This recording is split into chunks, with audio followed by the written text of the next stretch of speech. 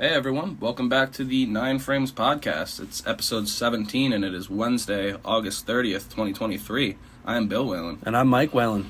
Catch us on YouTube at 9 Frames Podcast. We're on Spotify at 9 Frames. We're on X at 9 Frames Pod, and we are on PlayerGM.com. Please like and subscribe. This will be the last episode of August. Yeah, it will be, for sure. Next one will be on September 1st.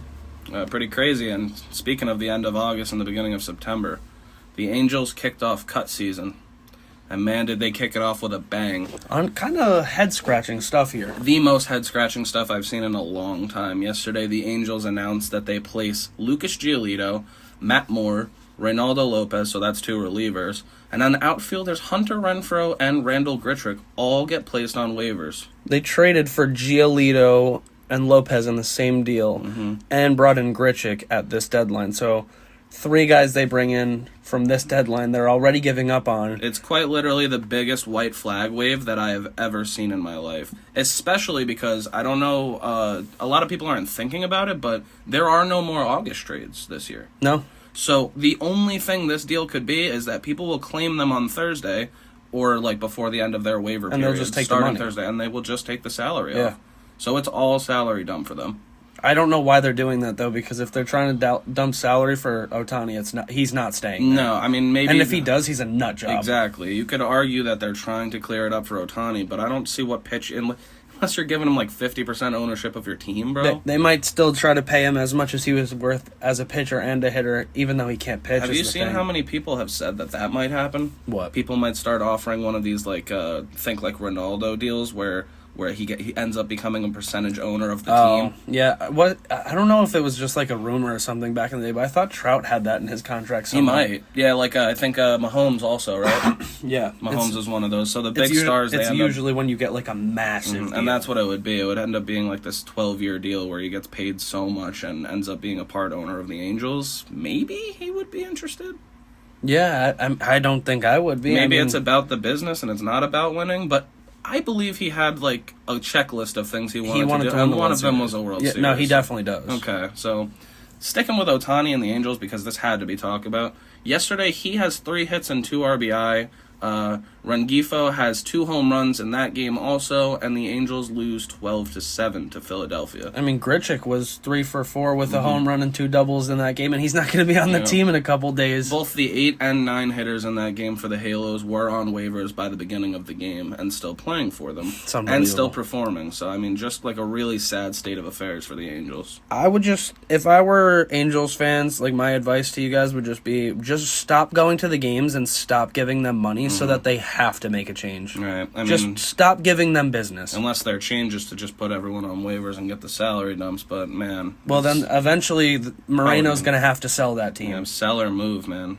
Let's see how many times they make people move, because owners just aren't trying. That was one of the worst deadlines I've seen handled, though. Yeah, why wouldn't they have just traded Matt Moore if they're going to waive him 3 weeks later? Yeah, it's just like really poor handling and like giving up right after you said you wouldn't, basically. Yeah, I don't get it. Sticking with another sad team that's probably not going to make the playoffs, I think it's pretty safe to say. The Yankees place Harrison Bader on waivers as well. The reason I found this so relevant is he found out in the cafeteria, eating in his Yankees gear. What's going on with the Yankees? Like, you can't even tell your players that they're being waived. They got to find out from ESPN. Just saw it on an ESPN TV screen. It's wild, man. Imagine being that guy. He's from New York. That's got to feel like shit. Most definitely. And he asked what waivers really means for him. Doesn't know if he'll be coming back to the team. What if they're getting rid of him. I mean, it's hard to know. It is pretty confusing for players. It'll be all about if somebody picks him up on Thursday. So it's so much uncertainty. You don't even know where you're going to be living for the rest of the season, dude. It's got to be tough. Yeah. We're gonna move it on over to IL news because we got a lot of that yesterday too. Pretty sad. Jarren Duran, the young stud, gets season-ending toe surgery. He was having a good season for the Red Sox. Won't be seen on the field again, and the Red Sox really kind of needed him to make this late season put. I guess don't know if I want to say they needed him. I mean, he was a pretty big part. He was Yeah. He was leading off for a bit there. I mean, he was Yeah. getting on base, and he was a stolen base threat every single time. Top of the lineup. I mean, it's a tough guy to lose for sure. I saw him getting comparisons to like a young Grady Sizemore, dude. That's the type of player you want to be with. Exactly. I mean, how many times was he an All-Star? At least a handful. And he was like that. like a staple in Cleveland for a definitely. decade. Yeah, so we'll keep an eye on him for next season, but he won't be on the diamond again this year. Sticking in the AL East, because this is rough again. Bo Bichette back on the IL, this time with a quad strain. That man is... Last time it was his hamstring, right? I think so, yeah. So his hamstring tightened up on him, now he's strained his quad. Man's legs are going at, 25? That's the thing, it's not really great to see. But again, we'll keep an eye on that. One of the best young shortstops in baseball when he's playing. The Blue Jays are 3.5 games out of the playoffs right now, so that's someone they need. Oh yeah, they need him to come back. Which is It's like the same thing that I was saying about the Angels needed Trout and Rendon to come back a month ago to help them push, and they just didn't. Right, it just didn't work out. O'Hoppe got hurt again. Trout got hurt again. It's kind of just a rough situation over there. Another rough situation is the Padres. They send Darvish to the 15-day IL with elbow inflammation. We're just talking about that contract, man. This is the first of the 6 years. It's going to be pretty rough. Yeah, it might not age well. No, it probably will not age well. I mean, anytime you give a starting pitcher that's going to be over 40 by the time it's done, and it's 3 years after 42, it's just not a good deal at all. I love Darvish, but it's just not going to be good for them. Some guys just reach their expiration day, and you got to know when that is. Yeah. Sticking with the Padres, because I thought the stat was wild. The Padres are 6-20 this year in one-run games, and they are 0-10 in extra innings. Well, there you go. That's why they're in the position they are in the standings. Yeah, I mean, that's so many games they could have made up just by finishing off games they could have won. That's how they're still sitting at a plus 55, because they lose almost all the one-run games, and they do lose all the extra inning games. They're 7.5 back of the wild card, and think about how many games that they lost. They're 6-20. That's 14 drop there, and 0-10 on in extras. That's 10 more losses. Yeah, look at their expected win-loss. It says they're supposed to be 72-61. That's a 10-game swing, and they would be the second wild card. And looking at these statistics, between one-run games and extra inning games, they're 6-30. So, I mean, 24 losses added right there. Yeah, I mean, you know what it just comes down to for them? They just have to win those games. We always say that. Playoff teams need to find ways to win the close games, and they if don't. you're not going to, you're not going to make it, and that's what happened to them this year. Yep, they haven't won them, and they won't be making the playoffs. Last point of the intro I wanted to touch on was just a nice little 2-game series that I wanted to talk about, because this first game was Tampa Bay at Miami. The Florida series. Yeah. Game 1 goes 11-2 to Tampa Bay. Miami had 10 hits in that game, but 2 runs. I don't know how the Rays do that. It seems like that team just never gives up the big inning. No, like every pitcher is just able to kind of bear down when they need to and get out of situations that they might even work themselves into. That makes Miami 500 now. Yep, they're 500, and now they sit 3 games back of the third wild card spot, and there's a couple teams above them in Cincinnati and Arizona. Game 2 goes Eflin and Luzardo today, and then Miami starts a 4-game against Washington, and Tampa starts Cleveland on Friday for a 3-game. Interesting stuff. Yeah, so, I mean, we're going to keep an eye on Miami, but the way that they're playing, I mean, it's been kind of rough to see. They're 3-7 in their last 10 right now. Tampa Bay, with the injuries that they've had... That's the thing. This is like a full still strength. sit 2 games out of first place. This is a full strength Miami team compared to a Tampa Bay team that's like one of the most banged up in history, with how many injuries they had in their rotation and everything. They lost like everyone in their starting 5. Yeah, so super impressive stuff for Tampa Bay, super disappointing stuff for Miami, and they got to get it going. Yeah. Yeah, we're gonna get into the big series of the midweek. Moving on over to the NL, particularly the NL Central, but we're going to talk about a lot of National League series in this midweek frame. A lot of good ones. Definitely. This was as big of a series as you can have. NL Central, first place and second place taken off. Milwaukee visiting Chicago for a 3-game set. They're trying to fend off the Cubbies. Yeah, which I said I thought they'd be able to do, and they start off with a good one. It's not a good start for Chicago in this series. Tyone starts off by giving up a 4 spot in the first. That's off a Yelich home run. That's his 17th of the year. Rowdy Tellez sac fly. Did you see this homer? This Mark Canha home run? No, I didn't. His 8th of the year, dude. He absolutely hammers it to left center field. I barely saw where it landed. Wow. It was just an absolute tank. You don't really see him break out that kind of power often. No, and he really did. He was all over that pitch. So that's an explosive first inning that they already won off of because the game ends 6-2 in that one. Oh, yeah, the Cubbies just didn't really do much at all. Game 1 ends 6-2, and Brewers put up a 4 spot in the first, so that's basically over already. They don't look back. Wade Miley has 6 innings pitched, 4 hits, and 2 earned runs, and the pen just clamps down for Milwaukee like they've been doing. Very underrated starter, Wade Miley. Most definitely. He gets through a lot of innings for them, and he always keeps them in games, which is definitely what you want. 7-3 with a 3.17 now. I mean, he's just a solid arm. And the bullpen, just more phenomenal work for Milwaukee, and they end up getting that first game win. Game 2 was wild, though, last night. Pitching duel as you'd expect in this Burns versus Steele matchup, but do you expect this kind of pitching matchup? It's a 1-0 game, and the only run of the game is scored on a Cody Bellinger ground out to the second baseman. In the first inning. Nothing you could do in the first inning there. It was just literally a ground out, man on second and third, threw it over to first, and another run never came in. Just 8 frames of scoreless baseball afterward. And to answer your question, actually, yeah, I do think that it would be. Well, I mean, nothing between the starters, yeah, I don't. It thought depends. It would be 2-3 or something. Man. I don't know. These are 2 of the best starters in the National League. Yeah, and Justin Steele just keeps going with a phenomenal campaign. He gets a win in this one.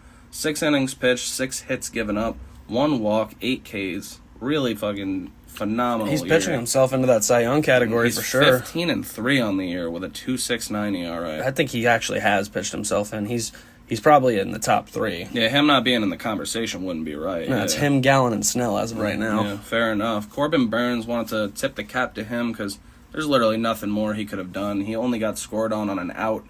He gets the loss in that one. 7 innings pitched, so he goes another inning on Steele. 8 hits given up, 2 walks, 7 Ks, and only 1 earned run on that ground out. He's now 9-7 on the year with a 3.55. This is why the Brewers are so good, man. Mm-hmm. Because their pitching just clamps. Like they got Burns, Woodruff, they got Peralta who's striking out people at an extremely high rate, and then you get guys like Wade Miley who are giving you great starts. I mean, does it even really matter who your 5 is at that point? Because it seems like... Well, to be fair, for the most part, not really. For getting to the playoffs, it does, but man, all teams go with a 4-man rotation at most in the playoffs, so it's all about getting there.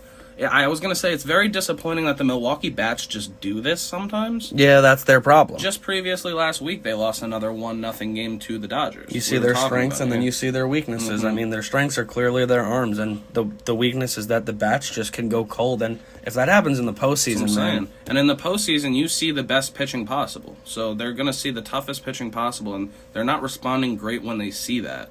Yeah, no, I mean, we've talked about how there's like a cut above between the Braves and Dodgers and everybody else. Yeah, there's definitely different levels to the National League. It's an 8-game drop off after the Dodgers to the Brewers. So that's the thing. The American League feels very wide open. The National League feels like a 2-team race, and everybody else kind of clawing behind them. You want to know something that's really funny that I want to throw in a little note? The Braves are so good that right now the Phillies would be tied with the Brewers for first place. Yep. And they're 12.5 behind the Braves. Yeah, no, it's insane. The Braves are going to be one of the only teams that I've seen in a while that will go post to post first place. Yeah, I mean, they're going to win 100 games again. Yeah. Their run differential is probably going to be over 250 by the end of the season. It's kind of hard to see how it wouldn't be. I mean, it's just going to be another phenomenal campaign, and they've just been beating up on the Rockies some more. Yeah, we can't say enough great stuff about them. Yeah, I mean, this was a great game for all pitchers involved, but it goes 1-0 to the Cubbies. So we got a rubber game today at 2:20 p.m. The best kind of game. Yeah. Brandon Woodruff goes against Kyle Hendricks. Brandon Woodruff is 3-1 on the year with a 2.65. He's only pitched 34 innings, obviously. Kyle Hendricks in his full season here, 5-7 with a 3.80. What's your thoughts and predictions on that game? I love Brandon Woodruff, man. I think he's a really, really good starter. I think it's kind of unfortunate that Burns has been in front of him because he's just a little bit better. But he could be the ace of his staff. Most definitely, and I think he might end up being that very soon. You know what I mean? Yeah, both of them are upcoming free agents very soon. So I think I think I'm going to give the Brewers the edge here, even though it's in Chicago. I would do the same. I think it's going to be a pretty low-scoring game. Hendricks always keeps the Cubbies in it, but I think it'll end up being like a 4-2, 5-2 win for Milwaukee. I hope I don't jinx Woodruff, but I think he's going to pitch well again. Yeah, I mean, if he does have another good start here, that ERA is going to look phenomenal after this one. Yeah, I mean, to be 3-1 in 34 innings with a 2... I mean, he's winning or losing. He's not getting many no decisions. Mm-hmm. So we both picked Milwaukee for that third game. Milwaukee is now up 4 games in the NL Central on the Cubbies, and the Cubbies are up 1 game on the second spot over San Francisco, who reclaims that third spot. We're going to talk more about them soon. So the Cubbies need this one more than the Brewers for sure. Big time. Both of these teams get Thursday off, and then Chicago plays a 3-game in Cincinnati, which is going to be massive. And then, excuse me, that's a 4-game. They're starting it on Friday with a doubleheader.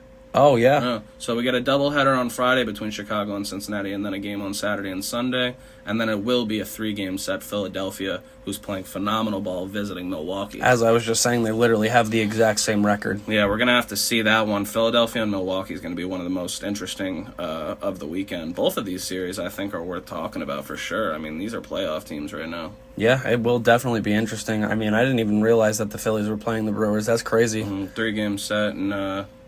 both teams, I mean, the Brewers are 9-1 in their last 10. The Phillies are 8-2 in their last 10. Probably the 2 hottest teams right now. In the National League, for sure. Well, the Dodgers are also 8-2 in the last 10. And then you got the 7-3 Braves, so, I mean, those teams just kind of never stop. Yeah, but they don't really ever go negative. So, yeah, we'll keep our eyes on that series for sure. Definitely going to talk about both of those series on Friday and set them up for you guys.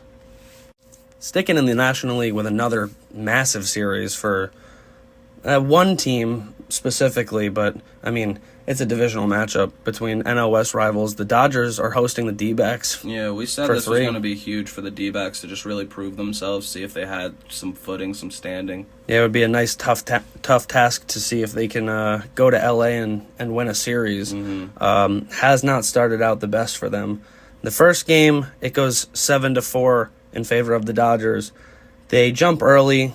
They jump up early 3-0 in the first inning behind homers from Freddie Freeman, who's having an MVP season with his 24th home run, and a 2-run homer from Max Muncy, his 31st of the year. This is basically, like we just said, how Milwaukee started the series against the Cubs with a 4 spot, making a statement. The Dodgers do the same against the Snakes here with a 3. Absolutely, and I mean, I want to just make a quick note that this was a Zach Gallen start, so keep that in mind.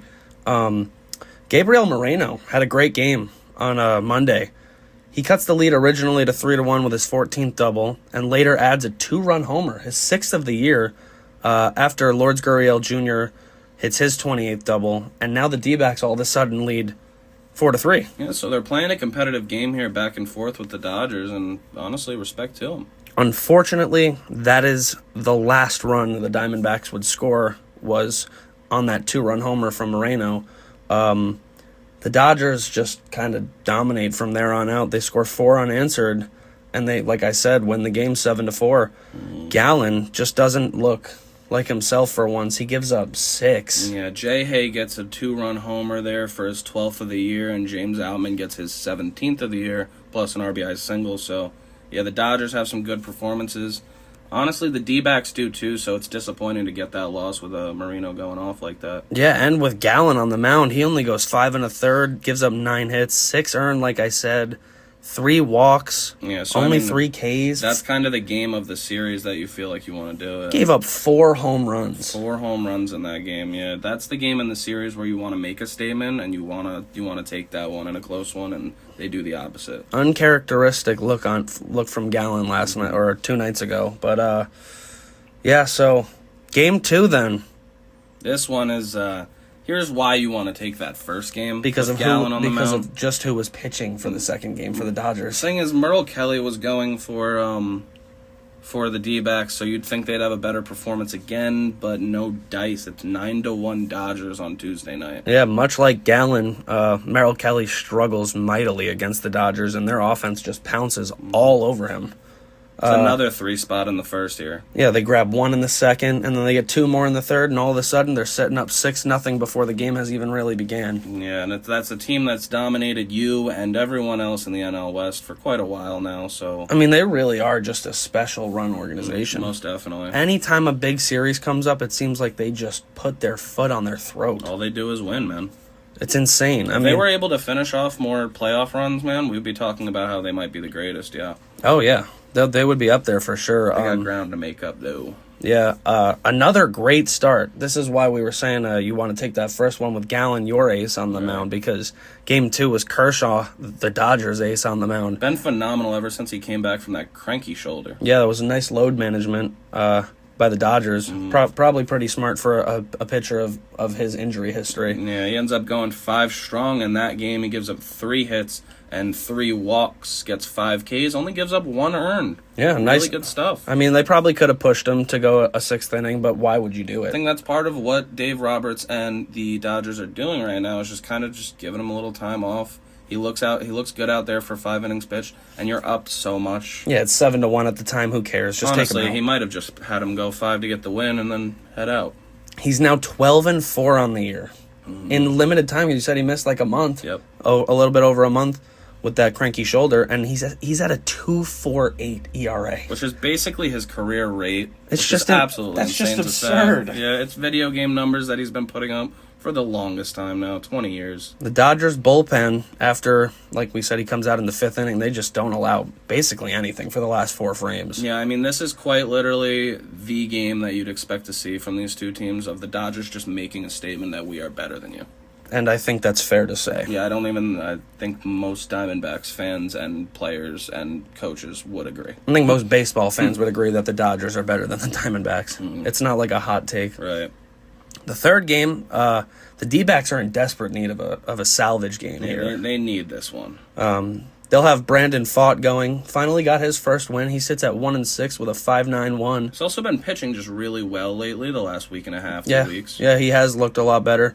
He's taken on Ryan Pepois, who is 0-0 with a 2 ERA. The Dodgers have been using him as like a bulk guy, and then they'll use...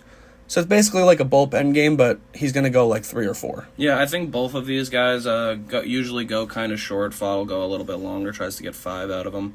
But we'll have to see, because I still don't think that game really favors the D-backs. No, I don't think it does either. Because, I mean, Pepois, he's been good. Yeah. When he pitches, he's good. He's got a 2 ERA. I mean, he's shoving too. It's another one of those Dodgers rookies. Definitely. The Dodgers are comfortably sitting as the 2 seed in the National League right now. Still only four behind the Braves are those Dodgers. I still don't think they're going to be able to catch them because, they just don't drop games. If there is a team that could, though, it would be them. And not for nothing, who do the Dodgers play this weekend? 3 game against the Braves. Yeah. So, see, there you go. This is what we were talking about. Keep an eye on that. That could be the games they make up. But exactly. And for the Diamondbacks, with these losses, they now fall a half game behind the Giants for the 3rd National League wildcard team, who you said we're about to talk about. Yeah, second mention of the Giants on this one because, they're finally getting back on track when they need to. Yeah, turning it around at the right time. Had a tough series against the Braves, but, they're responding. So we've talked about the NL Central and we've talked about the NL West. Now let's talk about a couple of teams playing each other from those divisions. As we were just talking about with the Giants, they'll be hosting Cincinnati for 3, as both teams are looking to push for those playoffs. Obviously, these two teams have kind of jockeyed for position in the NL wildcard race and what we have called the logjam of baseball right now. Yeah, it absolutely still is too. I mean, it's teams are starting to find themselves in more distant positions, like we were talking about the Marlins, the Reds. We'll talk about what happened right here. Monday, rookie Kyle Harrison for the Giants absolutely cooked them. He's been really good since he came up. What is this, his second game? Yeah, second career start. Really good. Yeah, he goes 6 1/3, 3 hits, no runs, 2 walks, and 11 strikeouts in only his second career start. That puts him at a 1.86 and gets him his first career win with the Giants, because this was a 4-1 Giants win in that one. Absolutely. Congratulations to Kyle Harrison. And the reason it was 4-1, because San Francisco goes up 4-0. They do that honestly throughout the game. Yeah, up to the 6th inning. They get a 1-run first. They don't score again until the 3rd, where they put up a 2 spot and another 1 spot in the 6th. The Reds just not putting up a lot of fight at the plate. Yeah, because we were just saying Kyle Harrison was having a great game. Right. They just could not touch the man. Yeah, they just don't look back. The Reds, like you said, get the 1 in the 8th. It was a De La Cruz double. Obviously, once Harrison's out, Harrison pitched into the 7th, and they get 1 in the 8th. But they ultimately fall 4-1. Save number 35 from Camilo Doval, who now has a 2.98 ERA on the year. Absolutely filthy year. We were just talking about how he was coming off a blown save last week as well, where he ended up giving up a couple runs. That ties him for the major league lead with Emmanuel Clase. Yep, 2 phenomenal arms. And it gives him the National League lead with 1 over Alexis Diaz, who he's pitching against right now. Game 2, not great for the Reds. This one was actually even worse. Even worse. Honestly, we're going to start this game off, Game 2, with just a tip of the cap to Alex Cobb. Who I was absolutely wrong about. Yeah, let's swallow that pill, because he is not bad at all. He takes a no-hitter into the 9th for San Francisco, gives it up with 2 outs in the 9th. He needed one guy. And he throws 131 pitches in that game. And you saw the play, too. Like, the ball was just over the right fielder's head, too. Alex Cobb gets one honestly pitch short of a no-hitter, which is rough. Yeah, unfortunately, the hit gives up the shutout, too. Gets hit over to Tripp's alley. Yeah, he doesn't even get a shutout. I mean, they win 6-1. You're never going to complain and taking a no-hitter into the 9th inning, but... Yeah, this was a very dominant game for San Francisco, and honestly, it's been a pretty dominant series for them. Yeah, I was going to say, there just really hasn't been much to talk about for Cincy, because they just haven't really showed up much. No, their bats haven't done anything, and this is what we've been saying about Cincinnati for a couple weeks now, is that when they have these big games, the bats just kind of go dead. Yeah, and it's unfortunate because they're such an exciting young team, but I just don't think they're going to be one of the teams that make it because of their young. It could be that they just need some development, but yeah, that development just hasn't come yet, and they're just going to need to wait on it. They're just sitting at 2 games above 500 right now. I don't know. Like we were just talking about with the Diamondbacks, though, they're in desperate need of this salvage game on Wednesday. Yeah, just like the Reds, yep. Literally the exact same thing as the Diamondbacks. They'll be sending Hunter Green to the mound, who's 2-6 with a 5.06. Just can't get it down, huh? Yeah, it's weird because he has such good stuff, but it's just like the league knows what he's gonna throw. It's so weird. It's all gas. And he'll be taking on Logan Webb, Giants ace. He's 9-10 with a 3.51 on the year. He's been, as you'd expect, he's their workhorse. Yeah, he's who they want to send out there on every 5th day for a win. Especially when you've already won the series, and you're looking to sweep. I mean, that's a tough task for Cincy, who hasn't hit at all. They got to hit him now. And the Reds, after dropping the first 2 of that series to the Giants, like we said, they're now 7 games out of the Central and 2 back at San Francisco for that final wild card spot. Yeah, so you'd think that the Central is basically a 2-team race now if the Cubbies can make up some ground, but I'll give you credit, man. You stuck it with the Brewers, and they've really made you look good this past week and a half for sure. I just said, I think that's just kind of the roster. And meanwhile, the only game that they lost in that series was 1-0. Yeah, they were a ground ball away from being the winners in that one. And it was against, like, a Cy Young favorite. Yeah, so I felt good about Milwaukee winning the Central. I still do. We'll keep an eye on that because their run differential is 22 to Chicago's 76. Pretty jarring. Yeah, see, but that's what I'm saying. Like, it just there's stats that look like it could go the other way, but being 9-1 in your last 10, man, it's really tough for anybody to make up any kind of ground. Very true. My question to you was are you worried about the Reds? Most definitely worried about the Reds. I mean, when I look at the rosters around them, when I kind of feel better about Miami's chances, and they're a full game behind them right now. I mean, because these rosters are just better. Philadelphia's got a better roster. Chicago's got a better roster. San Francisco does. They're proving it in this series. Arizona does.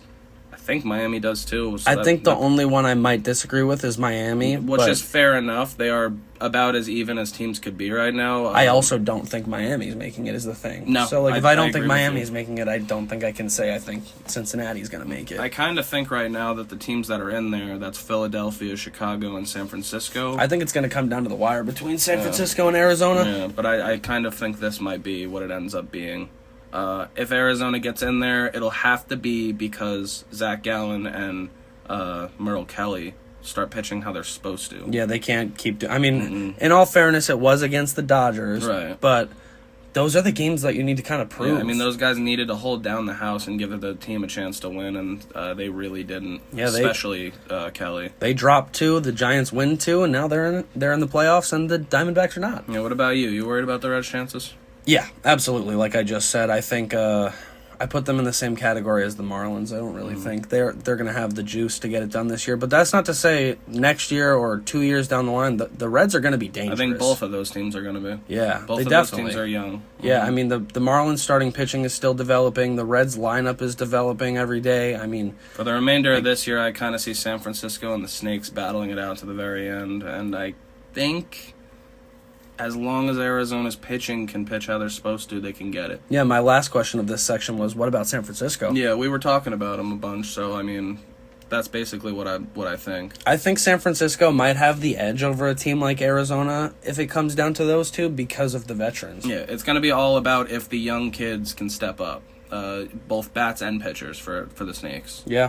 And, I mean, shit, they up until these last 2 games against the first-place Dodgers, we can't forget they've been looking real good. Well, the thing about the D-backs is they've been looking real good and real bad. Yeah, they're a very streaky team. They were just in a real good streak, and then they lose these 2 games and don't look good. Could that start a bad streak? In all fairness, the Giants are very streaky too. Mm-hmm. So who knows? They kind of just are they turning around their fortunes right now? I don't know. We're gonna have to keep an eye on today's games and then the weekend ahead. We've got a month left, so I mean, we'll see what goes on. The Giants are going to be hosting the Padres will be hosting the Giants this upcoming weekend, and the Reds, like you said, are going to be hosting the Cubbies. Mm-hmm. Huge series again. A couple big series going on in the National League.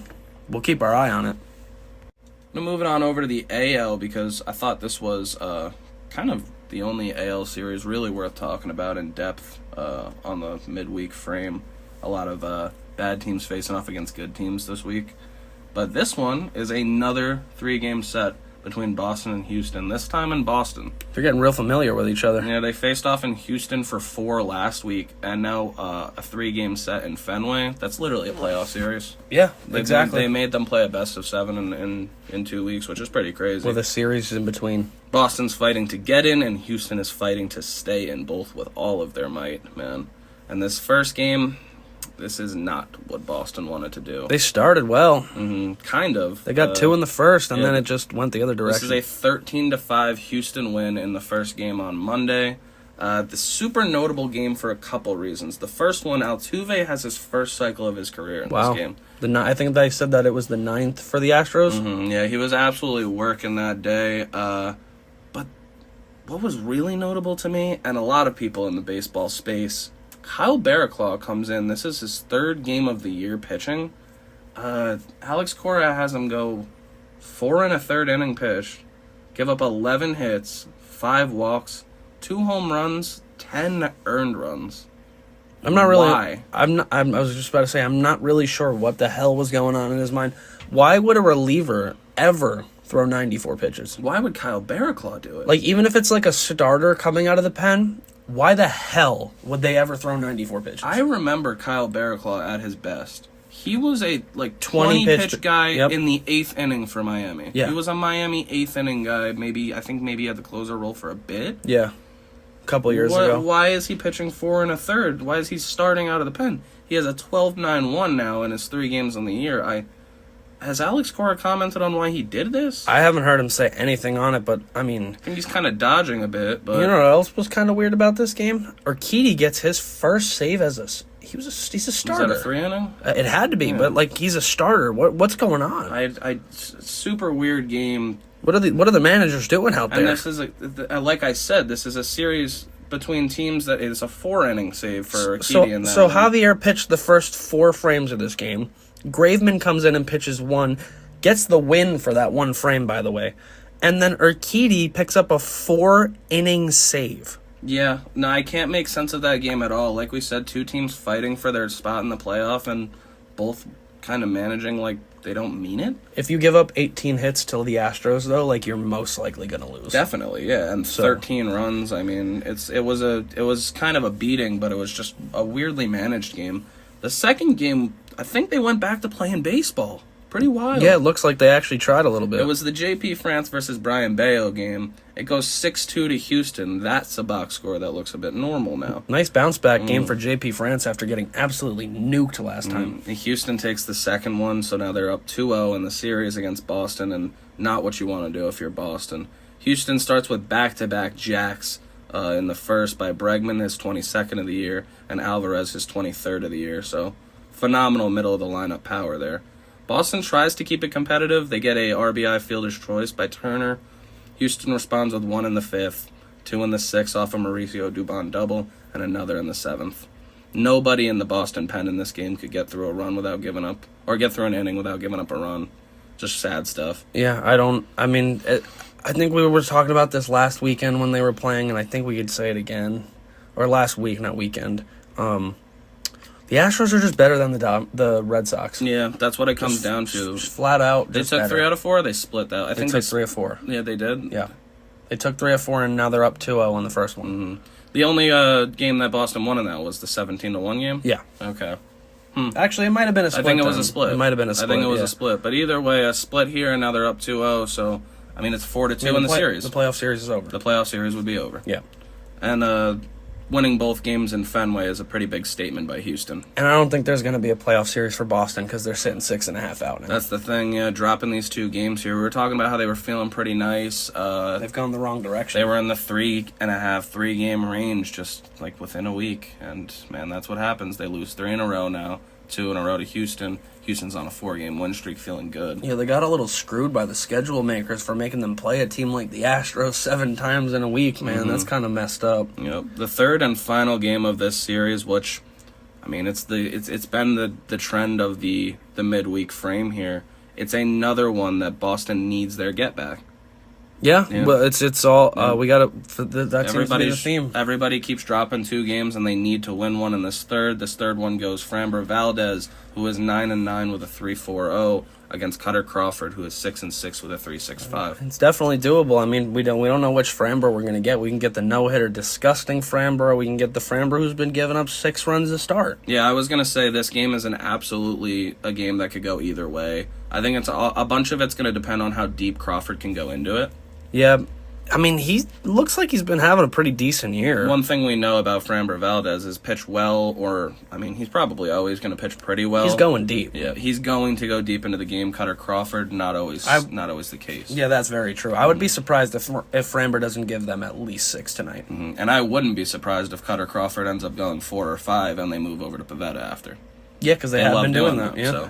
So, I mean, it's one of those games, again, where it feels like Houston just has the edge with a more established pitcher and a more established lineup, and winning those first 2 games, kind of hard not to pick them. Yeah, I agree with all of that, honestly. I mean, it's very hard to pick a Cutter Crawford start over Framber Valdez, even if he is struggling. I mean, struggling with a 3.40, he's not really. I mean, he's having another pretty good year. Boston is now 6.5 games out, like we said, not feeling great. Houston is 3.5 games up on Toronto, but what I wanted to mention is they are now in a 3-way tie for the AL West. Oh, yeah. Currently, the tiebreaker seems to be giving it to Seattle, and then so Houston would be the 3 spot as of right now. That's crazy, man. I mean, we're like a month away from the conclusion of the season, and there's no indication on which one of these teams is going to win this division. No, all 3 of those teams have a plus 100 run differential or more. That's just 3 quality baseball teams, genuinely. It's really crazy to see, and it is the most interesting division race I've seen in a long time. It seems like the Rangers just needed to play the bum-ass Mets to turn it around. Yeah, that's what they've been doing. Honestly, not like they've looked phenomenal in that series. I mean, wins are wins, though. Yeah, but that's the thing. If you're squeezing it against the Mets, I don't know what you're going to do against these good teams down the stretch. That's also true, but I guess that's up to them to show. Who you got for the West right now, if you had to? You know who I'm taking. Taking Seattle? I'm sticking with my Mariners. That's my thing. I want Seattle to win so bad, but I feel like Houston's going to win. Wow, that's fair enough because they're the ones that have the most experience in closing out the divisional races. Good team. Yeah, they know how to close out a race. They've been consistently good since so long ago. I mean, it's been like 2015? Yeah, it's been almost a decade. Yeah, it's really insane stuff, and they don't seem to be getting any worse. No, I don't see why they would. Both of these teams have off Thursday. That's Boston and Houston have off on Thursday. And then we got a couple get-back series this weekend for these two teams. Boston will be visiting Kansas City. They need to get their wins when they can against teams like that. And the lowly Yankees will be visiting Houston. That's usually supposed to be like a big series, too, and it's just nothing because the Yankees just have not held up their end. Houston needs to step up in that series against a team who kind of has been floundering for a while now. Definitely. Yeah, so I would say that both of those teams need to get wins in that series, but Boston desperately needs a win at the end of this one. 100%. So real quick before we wrap up, I just want 1 through 3. How do you think the West shakes out? I can kind of see it going Houston, Seattle, and then Texas. So you think Texas is going to be the third spot? Yeah, that's how I kind of see it going. I like we said last episode, we were saying we were worried Texas might not make it. Yeah, but, I mean, it's all going to depend on Toronto, who's been playing some pretty mid ball. They're also they're still such a good team though. The Rangers, like I don't know. I think it's going to finish the way it sits right now. It probably will be something like that. Seattle, Texas, Houston. Interesting. I just think Seattle's the best team out of the 3. I'm interested in the fact that you're taking Texas over Houston. Yeah, I mean, because Houston, I don't know. I gotta show love for my Ranger boys. Yeah. They'll wake up. We'll be watching that very interesting race. That is definitely the closest race to keep your eye on. Thank you, everybody, for watching and listening, wherever you do see us. This was episode 17th of the 9 Frames podcast, and this was Wednesday, August 30th, 2023. I've been Bill Whalen. And I've been Mike Whalen. Catch us, like we said in the intro, on YouTube at 9 Frames Podcast, Spotify at 9 Frames, and X at 9 Frames Pod. You could also catch us on playergm.com. And thank you again for watching and listening. Please like and subscribe. Yeah, thank you all. And we will see you for the weekend set. Like we said, a bunch of huge series coming up this weekend. Should be a fun episode on Friday. Should be a fun final month and then postseason to cover. We hope that you tune in on Friday for these great series and the upcoming episodes from that. Please press the notification bell if you want to know when we go live. Yeah, enjoy your week.